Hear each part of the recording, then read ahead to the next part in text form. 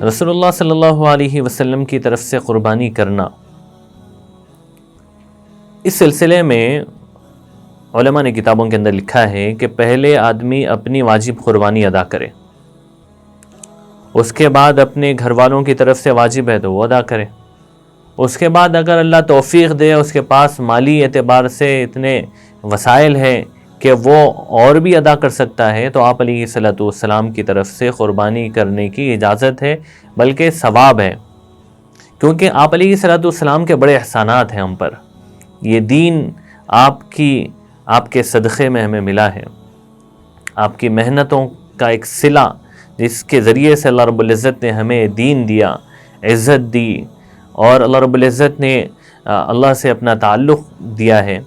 تو اس کی وجہ سے آپ علیہ الصلوۃ والسلام کی طرف سے قربانی کرنا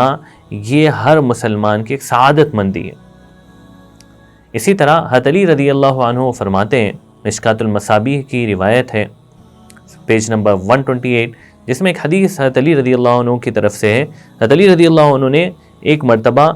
2 جانور ذبح کیے، ایک جانور اپنی طرف سے اور ایک جانور آپ علیہ الصلوۃ والسلام کی طرف سے، تو اسی کو دلیل بنا کر اجازت دی ہے آپ علیہ الصلوۃ والسلام کی طرف سے قربانی کرنے کی۔ تو جو صاحب حیثیت ہے، جو کرنا چاہتے ہیں، وہ اس کو ثواب کی چیز سمجھے اور ایک عزت افتخار کی چیز سمجھ کر آپ علیہ الصلوۃ والسلام کی طرف سے بھی قربانی کی جا سکتی ہے۔ اللہ رب العزت اس کو سمجھنے کی توفیق عطا فرمائے۔